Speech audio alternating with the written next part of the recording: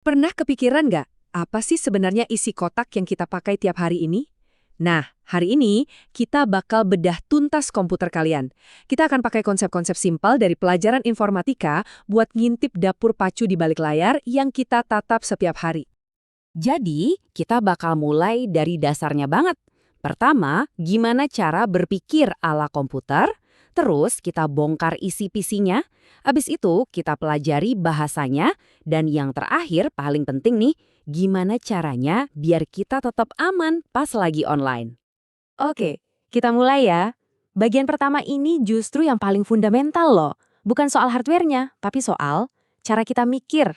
Yap, sebelum kita ngomongin kode atau apapun, kita harus paham dulu apa itu berpikir komputasional. Sering kan kita dapat tugas atau proyek gede banget terus bingung mau mulai dari mana. Rasanya kewalahan gitu. Nah ternyata ada satu konsep komputasi dasar yang bisa bantu banget. Dan saya yakin kalian sebenarnya udah sering pakai, cuma mungkin nggak sadar aja. Namanya itu dekomposisi. Gampangnya gini deh, anggap aja kayak bikin presentasi video ini. Daripada mikirin, wah harus bikin video utuh, kan pusing. Mending kita pecah-pecah aja jadi tugas-tugas kecil yang lebih gampang dikerjain. Nah, kayak gini nih contohnya. Pertama, cari informasi dulu, terus bikin slide-nya. Abis itu, rekam suaranya. Terakhir, tinggal edit videonya. Tuh kan, setiap langkah jadi terasa lebih ringan dan jelas. Nggak langsung mikirin hasil akhirnya. Skill berikutnya adalah ngenalin pola. Coba deh perhatiin, tugas sekolah itu polanya gitu-gitu aja kan? Selalu ada judul, ada tenggat, ada formatnya. Nah, komputer itu jago banget nemuin pola-pola kayak gini. Makanya mereka bisa proses informasi cepet banget. Dan ini juga skill yang berguna banget buat kita. Oke, dari cara berpikir, sekarang kita pindah ke jeroannya, alias hardware. Kita bakal tur singkat ke dalam PC buat kenalan sama komponen-komponen utama yang bikin semua ini bekerja. Jadi, pas kalian pencet tombol power, hal pertama banget yang terjadi itu adalah pengecekan BIOS. Anggap aja ini kayak komputer lagi stretching pas baru bangun tidur. Dia ngecek dulu, keyboard nyambung nggak, hard disk oke, semuanya siap kerja, baru dia lanjut. Nah, ini dia otaknya, CPU. Di dalam CPU ini ada dua bagian penting. Pertama, ada unit kontrol. Dia ini kayak manajer proyek atau polisi lalu lintas deh, yang ngatur lalu lalang data. Terus yang kedua ada ALU. Nah, ALU ini kalkulatornya yang ngerjain semua hitung-hitungan matematika dan logika.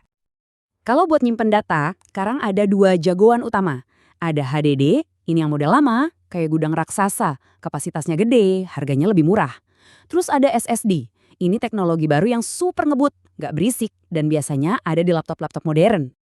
Terus ada lagi nih, yang namanya RAM. Ini penting banget. Bayangin RAM itu kayak meja kerja kalian. Semua yang lagi kalian kerjain saat ini ditaruh di situ biar gampang diakses dan cepet. Tapi sifatnya sementara. Begitu komputer mati, isi mejanya langsung bersih. Makanya jangan lupa di-save ya. Oke, hardware udah. Sekarang kita ngomongin bahasa yang dipakai sama hardware itu. Kita masuk ke dunia software dan data. Kalian tahu nggak? Semua hal keren yang komputer bisa lakuin, mulai dari nampilin slide ini, main game, sampai streaming film, itu semua pada dasarnya cuma terdiri dari satu unit data paling kecil. Namanya adalah bit. Yap, cuma angka 1 dan 0. Itu aja. Semua operasi yang rumit itu dibangun dari miliaran kombinasi angka-angka simple ini. Nah, ini sering kita lakuin. Misal mau masukin data dari Excel to PowerPoint, ada dua cara. Pertama, linking. Ini kayak bikin shortcut. Kalau data di Excel berubah, di PowerPoint otomatis ikut berubah. Keren. Tapi risikonya kalau file Excel-nya pindah, linknya bisa rusak. Cara kedua itu embedding. Ini kayak meng-copy paste datanya langsung. Filenya jadi mandiri, nggak akan berubah-ubah, jadi lebih aman kalau mau dikirim-kirim. Oke, kita udah ngerti teknologinya. Sekarang bagian yang paling aplikatif. Gimana caranya kita pakai semua pengetahuan ini buat jaga diri kita di dunia maya yang ya kadang bisa bahaya. Setiap kita online, sebenarnya banyak banget jebakan di luar sana. Kuncinya cuma satu, kita harus tahu apa aja tanda-tandanya biar nggak jadi korban. Yang pertama ada malware. Ini istilah umum buat software jahat yang diam-diam masuk ke perangkat kita. Tujuannya macam-macam, bisa buat nyuri data, ngambil alih kendali, atau sekedar bikin rusak. Terus ada phishing, Ini modus penipuan, pasti sering dapat kan? Email palsu yang ngaku-ngaku dari bank atau SMS bilang dapat paket padahal nggak pesan apa-apa. Tujuannya yaitu mancing kita buat ngasih data-data sensitif kayak password atau nomor kartu kredit. Jadi, gimana cara ngelindungin diri? Benteng pertahanan pertama kita itu sebenarnya simple tapi ampuh banget. Pakai password yang kuat dan beda-beda buat tiap akun. Terus yang paling penting, aktifin autentikasi 2 faktor kalau ada pilihannya. Satu lagi, pas install aplikasi baru, jangan asal klik allow atau izinkan. Coba deh baca dulu izinnya. Kalau ada aplikasi simple, misalnya buat baca artikel, tapi kok minta akses ke kontak sama kamera kita, nah itu udah red flag. Mendingan curiga. Intinya begini, paham teknologi itu bukan cuma buat anak IT aja. Di zaman sekarang ini tuh skill bertahan hidup. Jadi, lain kali kalian online, coba deh berhenti sejenak dan tanya ke diri sendiri. Data gue ini sebenarnya lari kemana aja ya? Dan siapa aja yang punya akses ke sana? Jawabannya mungkin bisa bikin kita lebih waspada. Halo semuanya, pernah kepikiran gak sih apa yang sebenarnya terjadi di balik layar waktu kita sentuh layar ponsel pas baru bangun? Atau pas kita lagi ngetik tugas di laptop? Nah, dalam beberapa menit ke depan, kita akan bongkar semua rahasia di balik setiap klik dan ketikan yang kita lakukan setiap hari. Biar gampang, yuk kita ikuti aja perjalanan seorang siswa selama seharian penuh. Dari mulai dia bangun tidur sampai ngerjain tugas, kita akan lihat gimana teknologi membentuk harinya. Dari hal-hal yang kelihatan di permukaan sampai ke bahasa mesin yang paling dasar. Oke, pagi hari nih, Papa hal pertama yang dilakuin. Pastinya ngecek HP kan? Tapi sadar nggak, bahkan tindakan sesimpel download aplikasi baru aja bisa membawa kita ke sebuah dilema digital yang serius. Kita semua pasti pernah ngalamin ini kan? Kamu download aplikasi baru, misalnya aplikasi buat baca artikel, tiba-tiba dia minta izin buat akses kamera, lokasi, bahkan daftar kontak kamu. Aneh nggak sih? Wah, ini jelas lampu merah. Gini, aturannya simpel aja. Izin yang diminta harus nyambung sama fungsi aplikasinya.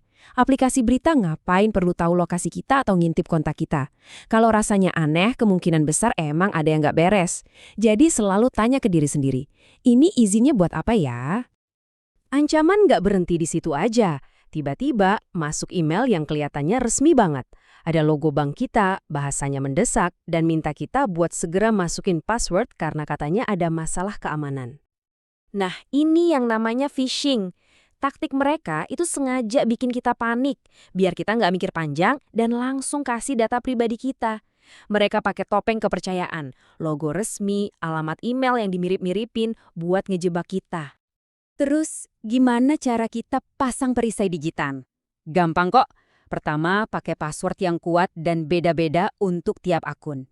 Kedua, aktifin autentikasi 2 faktor, ini lapisan keamanan tambahan. Ketiga, selalu curiga sama izin aplikasi yang aneh. Dan yang paling penting, jangan gampang panik sama email yang kesannya mendesak. 4 langkah ini adalah fondasi keamanan digital kita. Oke, dari urusan keamanan, kita pindah yuk ngikutin siswa kita ke sekolah. Di sini, kita bakal lihat sesuatu yang keren banget. Gimana cara berpikir ala komputer ternyata bisa kita pakai buat nyelesain masalah sehari-hari. Bahkan tanpa perlu nyalain komputer sama sekali. Nah, tantangannya, bikin presentasi video. Kedengarannya ribet banget kan? Harus riset dulu, terus bikin slide, rekam suara, abis itu ngedit videonya. Rasanya kayak ngadepin satu masalah raksasa yang bikin pusing. Tapi, coba lihat apa yang dia lakuin. Daripada pusing lihat ini sebagai satu proyek video yang gede, dia pecah-pecah jadi 4 langkah kecil. Cari info, bikin slide, rekam audio, baru deh terakhir ngedit video. Nah, inilah inti dari dekomposisi. Mengubah monster besar jadi potongan-potongan kecil yang gampang dikerjain. Terus, dia sadar sesuatu. Ternyata, setiap tugas, nggak peduli pelajarannya apa, selalu punya pola yang sama. Pasti ada judulnya, ada deadline-nya, sama ada format ngumpulinnya. Dengan ngenalin pola ini, dia bisa kerja lebih cepat karena udah tahu informasi apa yang harus dicari duluan. Berpikir cerdas emang penting, tapi buat tugas berat kayak ngedit video, kita juga butuh mesin yang kuat. Nah, sekarang ayo kita coba buka kap mesin komputernya dan lihat apa aja sih yang bikin semuanya bekerja. Di jantungnya setiap komputer itu ada yang namanya CPU atau Central Processing Unit. Inilah otaknya. Dan sama kayak otak kita, dia punya dua bagian penting yang kerja bareng buat nyelesain semua perintah. Pertama, ada control unit. Anggap aja dia ini polisi lalu lintas di dalam CPU. Tugasnya bukan ngitung, tapi ngatur arus data biar semuanya jalan teratur dan nggak tabrakan. Tanpa dia, wah bisa kacau balau semuanya. Terus ada ALU, atau Arithmetic Logic Unit. Inilah kalkulator super cepatnya komputer.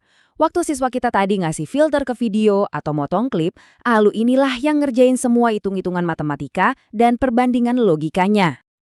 Tentu aja, semua file video itu butuh tempat buat disimpan. Dulu kita pakainya HDD, yang isinya piringan muter. Tapi sekarang zamannya SSD. Karena nggak ada bagian yang gerak, SSD ini jauh lebih kencang, lebih adem, dan nggak berisik. Cocok banget buat buka dan simpen file-file video yang gede.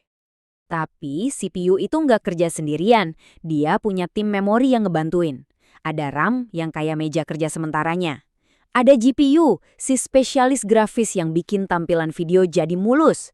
Dan ada cache, si asisten super gesit yang nyiapin data-data penting buat CPU. Oke, kita udah lihat cara mikirnya, udah lihat mesinnya. Tapi ada satu pertanyaan paling dasar. Gimana caranya semua komponen ini ngobrol satu sama lain? Gimana caranya sebuah foto atau lagu bisa dimengerti sama mesin? Jawabannya ada di sebuah bahasa rahasia. Jawabannya ternyata simple banget, tapi sekaligus luar biasa.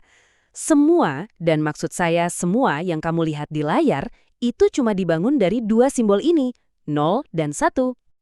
Setiap angka 0 atau 1 ini namanya bit. Coba bayangin deh, bit ini kayak atomnya dunia digital.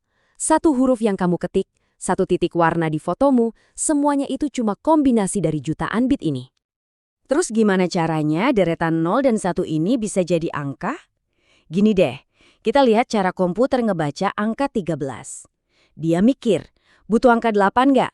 Oh butuh, oke tulis 1. Butuh 4, butuh juga, tulis 1 lagi. Butuh 2, nggak nanti kelebihan, tulis 0. Terakhir butuh 1, pas, tulis 1. Nah, jadilah 1101. Bagi komputer, 13 itu ya 1101.